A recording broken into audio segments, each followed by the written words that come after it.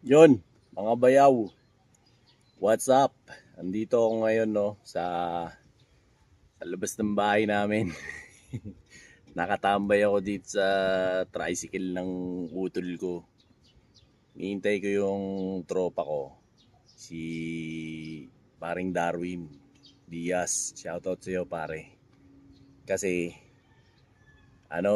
bibili ako ng motor. Bibili ako ng motor ngayon. So tumawag na yung dealer. Pupunta kami ng Tunasan, Muntinlupa para pick upin yung motor. So ayun, kaya samahan niyo ako para sa aking bagong pinurchase na motor, no? Sa mga ko nga pala, sa mga subscribers ko, sa mga nanonood, like, share, and subscribe nyo po yung channel ko, Dinoboy TV. Yan, para lagi kayong updated, no, sa aking mga videos. Tsaka nga pala, shoutout din po kay Mukem. Ayan, Mukem Helmets. Ayan, if in case na kailangan nyo po ng helmet, siyempre yan, kay Mukem Helmets po. Eto na, yung tropa ko. Dumating na yung tropa kong si paring Darwin. Ayan. Eto. Pare, shoutout ko muna sa mga subscriber natin. Shoutout. Ayan. Shoutout sa inyo mga tol. Ayan, Mga bayaw. Ayan, sama ko si paring Darwin. Pupunta kami ng Tunasan. So mamaya na lang. Okay? Let's go. Yun, nandito tayo ngayon sa Barangay Tunasan, Muntinlupa City. No? Kay ayan kay Motovida. Ayan, ito yung yata, distributor ng SYM, mga Euro Motors, mga iba pang mga klase ng mga motor dito, no? Maraming branch to eh. So dito ako magpa-purchase ng motor, no?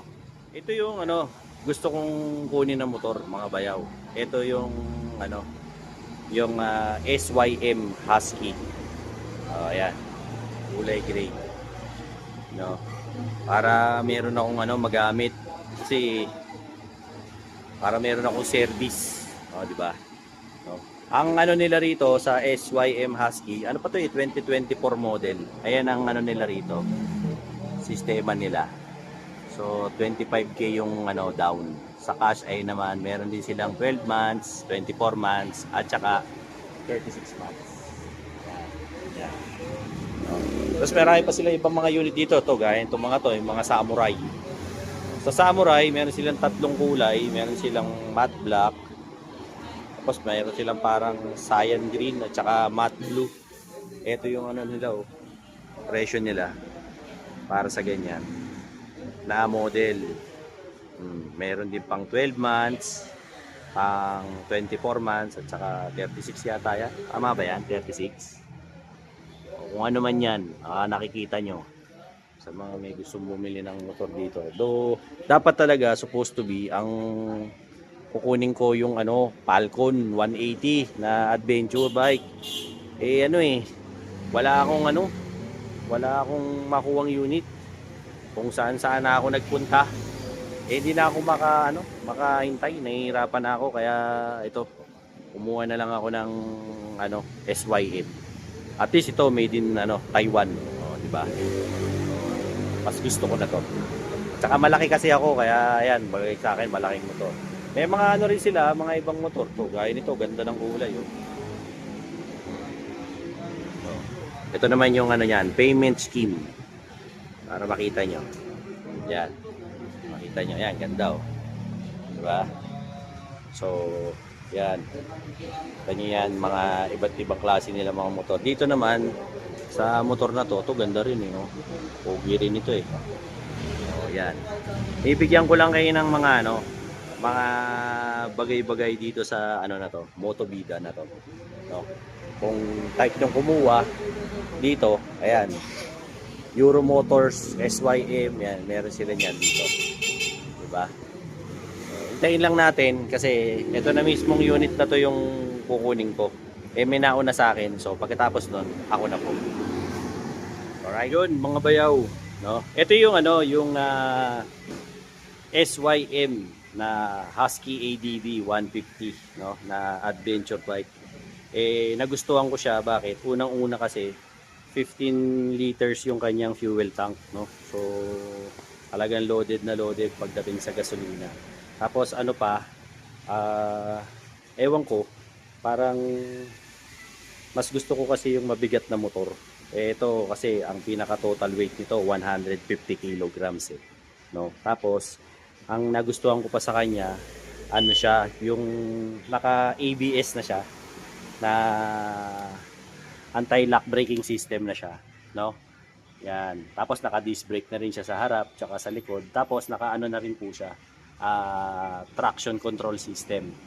So, ang maganda kasi dito sa mga ganitong klase ng mga traction control system na mga adventure bike na ganito, so makakaiwas ka sa semplang, lalo na pagka maulan ng daan, yan yung madulas.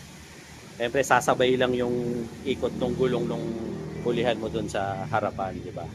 Tapos yun nga, naaangasan ako dito sa pagdating sa handlebar niya kasi naked na naked yung kanyang ano, tsura.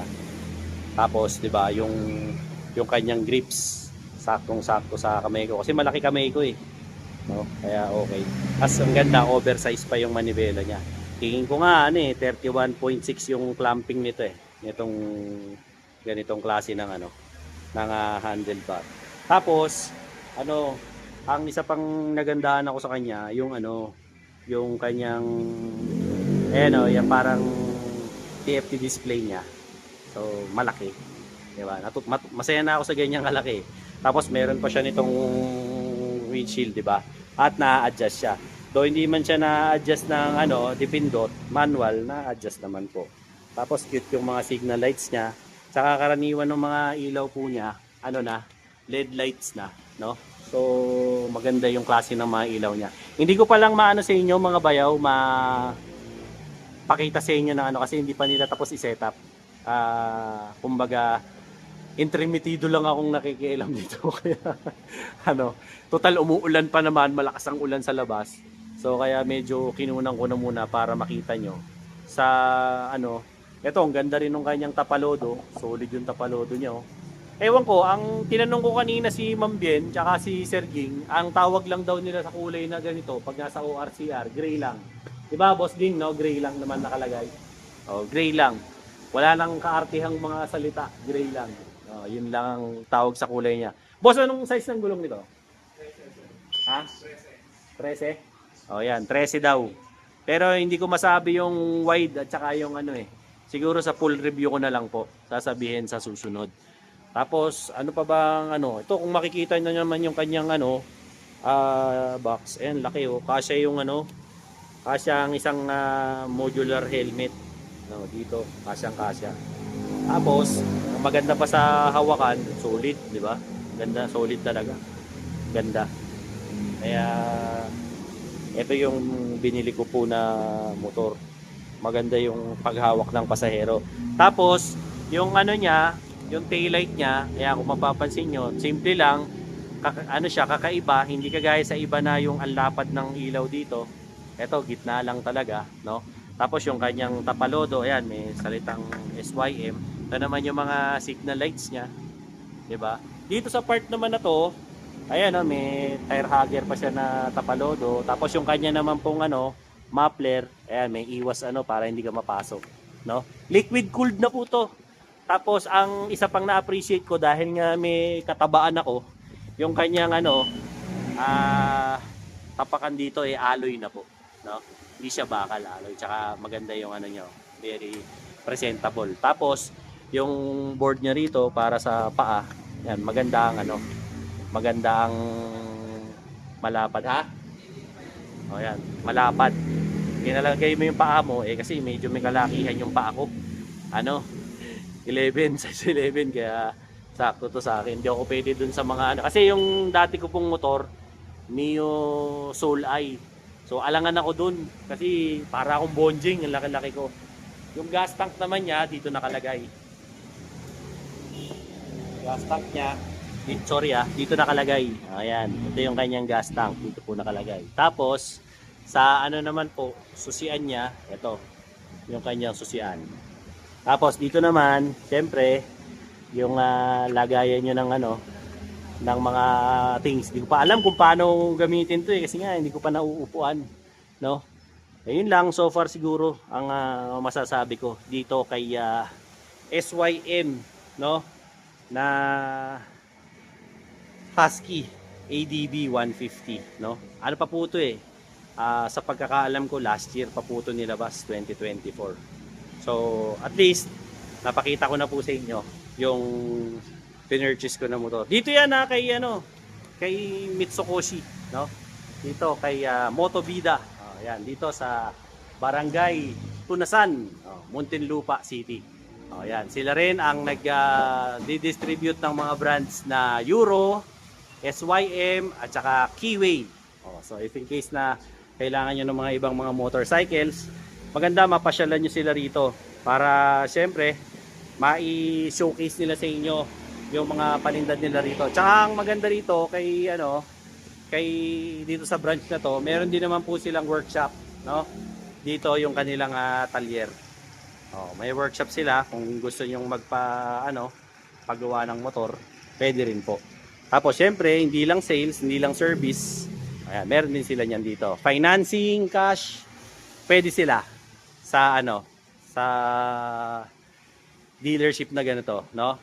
Tapos marami rin silang mga iba't ibang units ng ng motor. Gaya nito, bigyan ko kayo ng example. Ito Yan, meron silang ayan, yun yung down payment nila. May payment sila na 12 months, 24 months, tsaka 36 months. Kung meron kayo ibang nakikita dyan, yan po yung mga ibang payment schemes nila. Sa unit na to. Kung gusto mo naman ng mga 110 na motor lang, ganito, ayan, meron naman sila.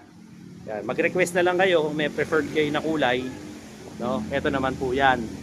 Yung unit na yan. Yan. Pag gusto nyo lang po, ayan naman po yung kanyang payment scheme. Okay? So, ito naman, yung Samurai, meron din sila. So, sa Samurai naman po, ito, meron silang parang green. Saka ito, meron din sila ng ganitong kulay, matte blue. Ayan po yung down, ayan naman po sa cash, no? Ayan naman po sa financing. No? Tatlong kulay ang available, green, matte blue, at saka matte black. Okay? Sa unit naman na to, yata yung easy. Tama ba? Yata yun. Yan. Ito naman yung kanyang cash, and yung down payment. Ito naman po yung kanyang monthly. Yan, para mabasa nyo po. Yan, may mga ibang kulay pa yan dyan. Okay? So, open po sila simula 8 o'clock ng umaga hanggang 5 p.m. araw-araw po, no? Pero pag Sunday yata hanggang 4 lang sila, no? Yung details po nila nilagay ko diyan sa comment section at saka sa description box. Kontakin niyo na lang sila, no? Kung malapit kayo rito para siyempre makabili kayo ng ng motorcycle dito, no? Basta kumpletuhin niyo lang yung mga requirements, no? Usually, ang kailangan lang naman nila dito sa mga may trabaho, proof of payment, Xerox ng 2 government ID, proof of income, tapos yung billing niya, like Meralco or Maynilad, ganyan, kailangan nyo yan. Picture, syempre, 2 pirasong 2x2. Ano pa ba? Yung pang down nyo, syempre, huwag nyo kakalimutan. At yung yung dapat may lisensya. Di ba? Syempre, paano ka magmamaneho ng motor kung walang lisensya? Ang nakuha kong freebies dito, merong helmet. So, may free helmet sila rito. Nihintay ko na lang. Okay? So, ayan, napailaw na nila. Ayan yung itsura niya pag nakailaw. Parang mukhang robot. Ayan, no? So, sa mga subscribers ko, like, share, and subscribe, Dinoboy TV, para lagi kayong updated sa mga latest ko mga updates, dito sa aking channel. Yung mga hindi pa nakasubscribe, subscribe nyo naman po ako, hit nyo po yung notification bell para lagi kayong updated sa channel ko, no? Yung mga kaibigan ko po dyan sa iba't ibang parte ng mundo, no? Maraming salamat po sa pag-subscribe nyo sa aking channel, no? Till then mga bayaw, Dinoboy TV po, saying peace out and have a happy day. Pero bago ang lahat, no, nagpapasalamat po ko kay Bukem Helmets, no? Maraming salamat po, no? Shoutout sa inyo. Lalo na kay Mulan kay Mitch, ayan, at saka kay Ma'am Ai. Yan, maraming salamat po, no? Team Muken, yan, maraming salamat po. Siyempre kay ano rin po, Nike Park Outlet, Tutuban. Thank you very much po. Rides Bicycle Shop. Thank you very much din po. At syempre, wag po natin kalilimutan si Berry Barley at saka si Erin Coffee. Alright? Till then mga bayaw, Dinoboy TV saying peace out and have a happy day.